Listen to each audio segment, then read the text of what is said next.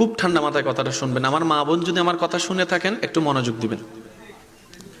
একজন মানুষ সকালবেলা চাকরিতে গেছে। এই যে বাবা, আব্বু কথা বলেন না।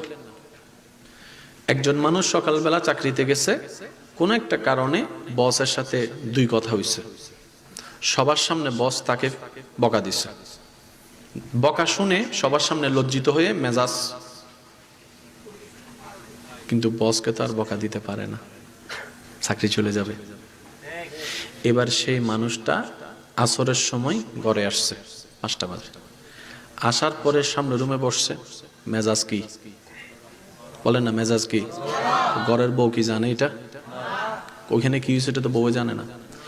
এবার যখন বউকে বলছে একটু পানি দাও, পানি আনছে ঠিকই, এখন ওই যে মেজাজ গরম, কেমনে মেজাজটাকে ঠান্ডা করবে, রক কেমনে দেখাবে, বসকে তো দেখাইতে পারে নাই।